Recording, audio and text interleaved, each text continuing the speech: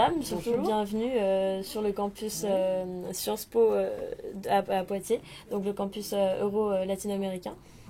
Vous êtes déjà venu sur le campus Oui. puisque vous participiez aux écoles de printemps, donc sur le thème de la démocratie participative. Absolument. Voilà. C'est en plein dans l'actualité. Exactement. Incroyable. Oui. Le hasard fait bien les choses. Ouais, c'est vrai. Ouais. Donc c'était du temps où vous étiez présidente de la région. Oui, tout à fait.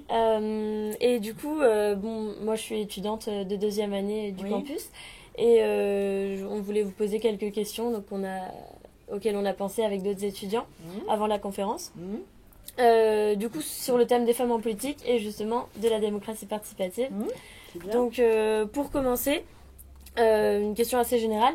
Selon vous, est-ce que il y a des outils disponibles aux femmes pour lutter contre le sexisme sans se victimiser ou être reproché d'instrumentaliser la situation? Oui, c'est une bonne question. Je pense que le principe de base qui évite à la fois de ne rien dire, ni de s'imposer la loi du silence, ni de se victimiser, c'est le principe d'égalité. Vous voyez, et c'est le grand principe, nous sommes différentes, mais nous sommes vos égales. Et souvent, les femmes n'osent même pas dire ça. Parce qu'elles s'interrogent sur la façon, au moment où elles sont dénigrées, ou par exemple quand elles sont moins payées dans leur milieu professionnel, ou même à la sortie des écoles, les filles doivent lutter pour avoir le même salaire que les garçons. Et ça, c'est le principe de base. C'est différente mais égale. D'accord. Du coup, justement, pour parler un peu plus de l'actualité, donc au regard des événements avec les gilets jaunes, etc., en fait, ça revient plus généralement au paradoxe entre démocratie représentative et gouvernement du peuple. Oui. Du coup, est-ce que vous pensez qu'il existe réellement des moyens qui sont disponibles aux citoyens pour faire avancer la démocratie en France? Alors oui, en plus on est au bon endroit pour en parler. Parce que dès 2004, sur le logo de la région, j'avais mis démocratie participative. Ouais. Donc c'était très avant-gardiste finalement, parce que c'était quand même il y a plus de 10 ans. Et c'était une reprise de ce que j'avais dit pendant la campagne présidentielle, enfin de ce que je redirai après plutôt pendant la campagne présidentielle qui aura lieu en 2007. Mais vous voyez, dès 2004, j'étais convaincue moi par la démocratie participative. Et ici, dans cette région, on a été un laboratoire, j'avais fait venir aussi des chercheurs avec mes équipes spécialisées dans la démocratie participative, et on avait mis en place les jurys de citoyens pour évaluer les politiques régionales. Donc ça veut dire qu'il faut avoir suffisamment d'humilité pour se dire que des citoyens de la région tirés au sort allaient avoir un droit de regard sur les politiques régionales. Et c'était très très intéressant. Les gens étaient très diversifiés parce qu'on avait à la fois des personnes sans revenus, des patrons d'entreprise, des jeunes, des plus anciens, des hommes, des femmes. Donc c'était la diversité de la région qui était représentée. Et pendant 2 jours, ils débattaient sur les politiques régionales. Et on suivait pour une partie. Il y a des choses très judicieuses qui étaient remontées. Et lorsque le conseil régional se réunissait dans la foulée de ces jurys citoyens, on en rendait compte et on proposait de retenir un certain nombre de propositions. Par exemple, c'est grâce à un jury citoyen que nous avions décidé d'augmenter de 20% les bourses désir d'entreprendre qui étaient données justement aux gens pour créer leur activité, leur entreprise. Et plusieurs femmes avaient dit dans ces jurys citoyens que c'était beaucoup plus difficile pour elles, parce que les banques leur faisaient moins confiance, parce qu'il y avait plus d'obstacles, etc.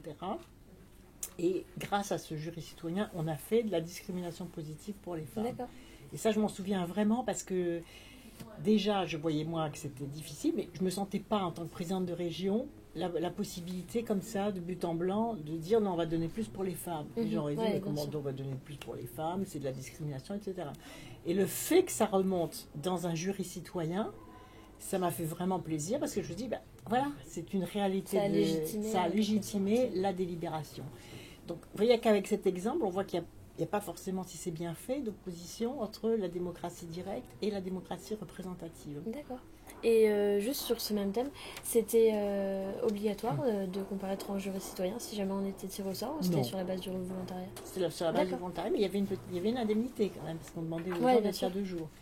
Et ensuite, on a fait le budget participatif dans les lycées. C'était un énorme travail, parce qu'il a fallu concevoir le concept, ensuite former des animateurs qui allaient dans les lycées, puisque les lycéens votaient sur une partie, sur 10 millions d'euros quand même dans l'année. 10 millions d'euros étaient débattus dans les lycées de la région en budget participatif. Et c'était formidable. Parce que ce que disait le proviseur n'était pas forcément ce que disaient les élèves. Le proviseur, et c'est normal, il va regarder les travaux lourds sur les lycées, le ravalement, repeindre les volets, etc., pour que ça soit bien propre. Et ce qui est légitime aussi, les lycéens, qu'est-ce qu'ils ont demandé? Ils ont demandé des salles de musique, des meubles sympas dans les foyers, de l'informatique. Et donc, grâce à au bout de plusieurs années de budget participatif dans les lycées, nous avons créé un nouveau métier qui est celui d'animateur culturel dans les lycées, et nous avons pratiquement équipé tous les lycées en salles de musique, en dotation d'instruments de musique, en activités théâtrales, et on a créé le Pass Culture. Et ça avait vraiment émergé de la prise de parole des lycéens, tous les lycées, les lycées d'enseignement général, les lycées agricoles et les lycées professionnels. Et donc ça avait créé aussi une émulation et une fusion entre les différents lycées de la même ville, qui souvent s'ignoraient. Et donc dans la qualité du vivre ensemble et dans la qualité des choix budgétaires, c'était très intelligent et vraiment très ancré sur les besoins des lycées. D'accord, merci. Du coup, pour en revenir sur votre livre, vous parlez beaucoup du parallèle en fait entre les violences faites à l'environnement et les violences faites aux femmes. C'est pas forcément un parallèle qui paraît évident au premier abord. Est-ce que vous pourriez nous en dire quelques mots? Oui, c'est vrai que c'est un parallèle qui surprend, mais moi je l'ai vécu. Et c'est une thèse que je défends parce que, d'abord, c'est le même vocabulaire. Vous voyez, les violences faites aux femmes et les violences faites à la nature, on parle de nature abîmée, de paysages violés, de prédateurs, de paysages frelatés, d'agressions contre la nature, comme les agressions faites aux femmes. Vous voyez, c'est les ressorts même de la violence faite à la nature et faite aux femmes sont basés sur les mêmes préjugés. C'est la nature est un bien gratuit et la femme est un bien gratuit. On dispose de la nature, on dispose des femmes. C'est les mêmes ressorts de domination, d'exploitation et d'abus. Et j'en tire la conclusion parce que j'ai observé que les femmes d'ailleurs sont les premières militantes de l'environnement, que ce soit Rachel Carson qui est la première à lutter contre les pesticides, que ce soit Wangari Maathai qui a le prix Nobel de la paix en Afrique, qui a repensé la replantation de la ceinture verte pour empêcher la progression du désert, que ce soit Vandana Shiva que je cite, et toutes ces femmes que j'avais réunies pendant la COP 21, parce que j'avais réuni un grand meeting de plusieurs centaines de femmes, elles sont en première ligne de l'observation des dégâts climatiques et en même temps en première ligne des solutions des dégâts climatiques. Et en particulier, si on leur apporte par exemple aux femmes africaines l'énergie solaire pour cuisiner au lieu d'aller déforester la forêt, on va leur apporter à la fois un outil de survie et en même temps du temps disponible qui leur permettra d'aller à l'école. Parce que le gros problème du réchauffement climatique, c'est avec la désertification, les femmes africaines qui font déjà 40 milliards d'heures de travail gratuit rien que pour aller chercher l'eau et la forêt, pendant ce temps-là, elles ne vont pas à l'école, ou elles se font agresser, et elles sont enceintes à 10-12 ans, parce qu'elles sont sur le chemin de... Et donc c'est un vrai fléau ça pour les femmes. Et c'est pour ça que pendant la conférence climat, les femmes ont décrit ça, et ont pris la parole, et ont dit, nous, on doit être les prioritaires de la transition énergétique en Afrique. D'accord. Effectivement, le parallèle semble plus logique. Donc une question pour finir. Les femmes en politique rencontrent de nombreuses difficultés qui sont en fait liées à leur genre. Et est-ce que vous pensez que dans l'univers de la politique, une femme va avoir tendance à adapter certains traits qui sont associés au genre masculin? Et si oui, quels traits elle adopterait-elle? Oui, c'est vrai, les femmes vont essayer, quand elles sont peu nombreuses, elles vont essayer de ressembler aux hommes pour se noyer dans la masse, si j'ose dire. Ouais. Et parce qu'elles se rendent compte que les qualités féminines sont dévalorisées. Et moi, si j'ai pris la parole là, si j'ai libéré aussi ma parole, si je suis sortie de la loi du silence après MeToo, c'est parce que je me suis dit, j'ai aussi une contribution à apporter, et que de plus en plus d'hommes aussi posaient la question. Parce qu'avec la révélation des violences faites aux femmes, il y a beaucoup d'hommes qui ont découvert ça et qui ont dit, mais nous non plus, on ne veut pas de cette société.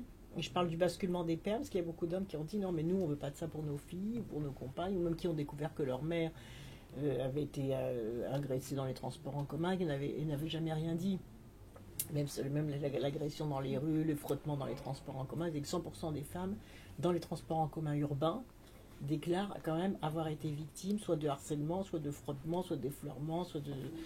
Et ça, c'est inadmissible. Et donc j'ai voulu dire aussi que par où j'étais passée pour arriver au niveau politique auquel j'étais arrivée, parce qu'extérieurement, ça ne se voit pas. J'ai été présidente de région, j'ai été candidate à l'élection présidentielle, donc les gens se disent, oh bah oui, bah ça c'est une femme forte, etc. Mais non, enfin oui, je suis une femme forte parce que j'ai surmonté des choses. Ouais.